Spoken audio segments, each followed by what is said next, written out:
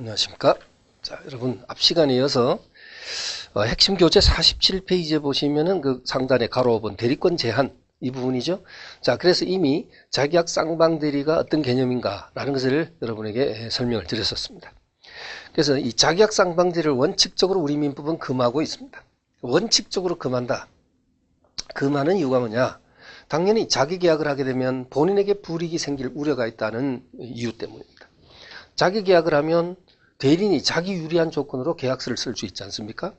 그러니까 어차피 대리는 대리 권한을 받은 자이기 때문에 자기 유리한 조건으로 계약 조건을 끌고 갈 가능성이 있다. 그럼 본인에게 불이익이 발생될 가능성이 있다. 이렇게 봐서 원칙적으로 금하게 하는 것이고, 쌍방 대리를 금하게 하는 이유는 또 당연하죠. 만약에 대리인이 본인과 가까우면 상대방 불이익, 상대방과 가까우면 본인 불이익 이렇게 발생될 수 있어요.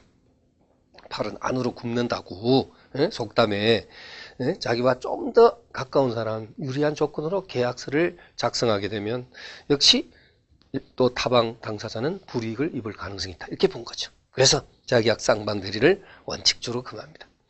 다만 예외적으로, 자, 민법이 예외가 있어요. 본인의 승낙 또는 채무 이행의 경우에는 허용된다. 본인이 처음부터 승낙을 하게 되면 자기약 쌍방 대리가 허용된다는 것이고요. 채무 이행인 경우에도 허용된다. 여러분, 법무사가 매도인과 매수인을 쌍방을 대리하여 등기신청 행위를 하는 것은, 등기신청을 하는 것은 또한 이건 뭐냐면 쌍방 대리의 모습입니다. 그러나 그것은요, 채무 이행 측면이라고 봅니다.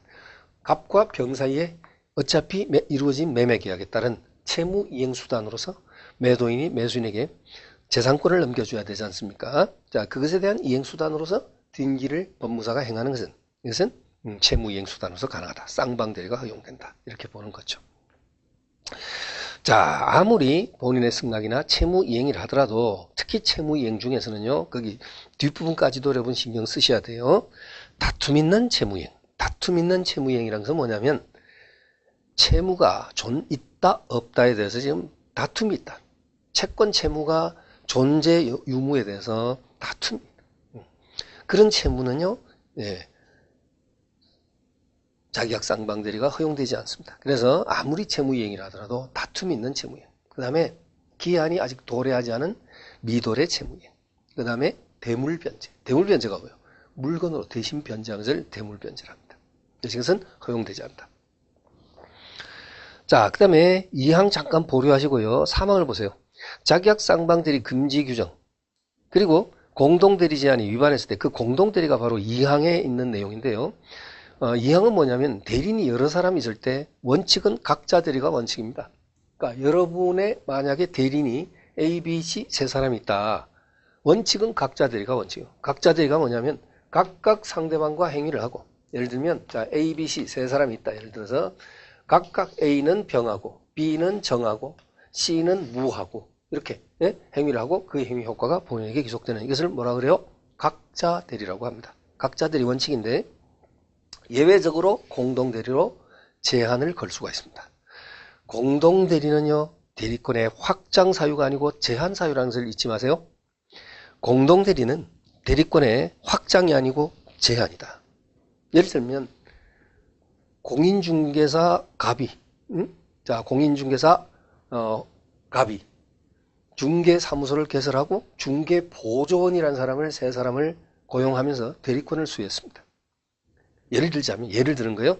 근데 A, B, C는 각각 맡은 분야, 토지 분야, 그 다음에 아파트 분양권 등에 관련된 분야, 또는 상가, 매매, 임대 분야, 아주 세 사람 다 일가견이 있다. 예를 들면 그쪽으로는 아주 활동 경륜이 풍부한 사람들. 그런데 갑이 봤을 때는요, 이 대리인들이 여러 사람이 있잖아, 그죠? 자신의 대리인이. 근데 이 사람들을 각각 독자적으로 활동케 하면 뭔가 불법적 행위를 할 가능성도 없잖아 보입니다. 갑이 바라봤을 때. 뭐 불법 분양권의 전매라든지 법이 허용하는 범위를 넘어선 불법적인 그런 행위. 만약에 그런 행위를 잘못하게 되면요, 그 행위의 효과는 본인이 책임을 져야 되는 상황도 생길 수 있거든요. 예를 들면, 뭐 그것이 여러분 이제 다음 시간에 공부하시게 될 표현 대리가 성립된다든지 이러면요, 본인에게도 책임이 귀속될 수가 있어. 그래서 본인이 이제 국리 끝에 뭐냐면 이 사람들의 대리권에 수여된 그 위임장에다가 공동대리로 제한을 걸어버려요. 공동대리 제한 걸면 어떻게 돼?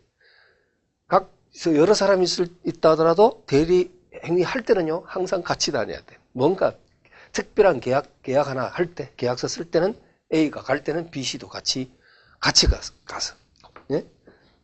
법률행위, 대리행위를 해야 된다는 겁니다. 그러므로서 서로 간에 견제장치를 하는 것이 바로 견제장치 역할을 하는 것이 뭐냐? 공동대리입니다. 그러니까 공동대리는 대리권의 제한 사유라는 것을 여러분이 확실히 이해하셨죠? 됐고요.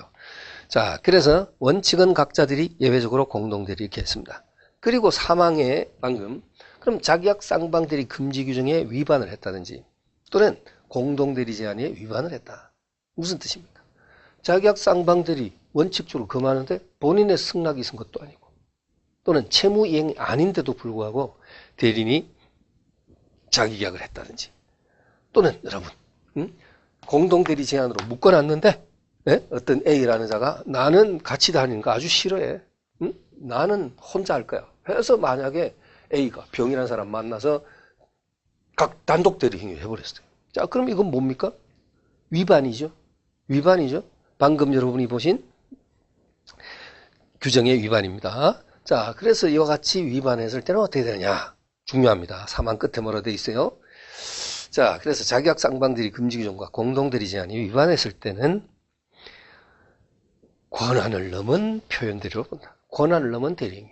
이게 바로 126조의 표현대리라고 합니다. 이제 여러분이 앞으로 곧 공부를 하셔야 되는데요. 권한을 넘은 표현대리. 일명 월권대리라고도 합니다. 따라서 결과까지도 빼놓지 않고 여러분이 기억하셔야 돼. 이건 하나도 한 글자 하나 빼놓을 게 없어요. 따라서 본인이 뭐하면 추인을 하면 처음부터 유권대리가 될 수 있습니다. 이게 틀리게 낼 때 어떻게 되느냐? 자기약 쌍방대리 금지 규정에 위반했을 시 그 행위는 당연 무효이다. 공동대리 제한 위반했을 시 당연 무효이다. 당연 무효가 아니라니까요. 당연 무효가 아니라 126조의 표현대리가 된다. 즉 월권대리가 된다. 그래서 여러분 이제 곧 표현대리 이제 공부하면 전모가 밝혀지겠지만 126조의 표현대리, 즉 월권대리라는 것은 뭐냐면 기본 대리권이 있어요. 기본 대리권은 있는데 그 대리권 범위를 초과한 행위를 한 것을 우리가 126조의 표현대리라고 합니다. 방금 이 을이 여러분 대리 맞아요, 아니에요? 맞죠? 맞는데 자기약 쌍방대리를 금지 규정을 위반해가지고 행위를 했어요. 그럼 뭐가 됩니까? 대리권 있는 자가 그 범위를 넘어서서 행위를 했으니까 월권대리가 된다. 이런 얘기예요. 아시겠죠? 자, 그러면요. 이와 같이 표현대리가 됐을 때는, 월권대리가 됐을 때는 당연 무효가 아니라 본인이 뭐하면? 추인하면. 그럼 무슨 소리요? 자기약, 이 땅, 자, 1억에 좀 팔아주시오 하고 대리권 줬더니 대리인이 직접 1억 원에 자기가 매수하는 계약서를 작성해 썼다.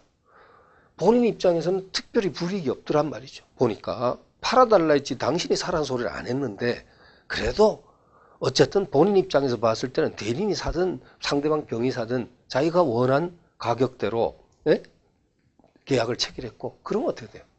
여러분이 본인이다. 불이익이 특별히 없죠? 그럴 때는 추인함으로써 그자의 행위를 추인, 인정, 뒤따라서 인정함으로써 처음부터 유권대리 같은 것으로 볼 수 있다는 겁니다.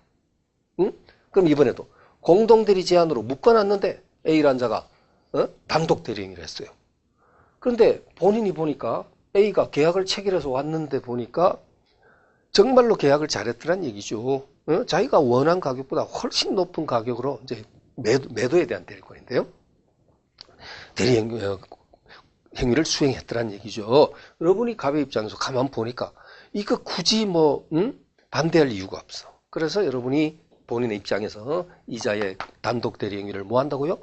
추인함으로써 비록 월권 대리 행위는 했지만 그 행위를 추인함으로써 처음부터라는 것은 뭐냐? 소급표가 있다는 거예요.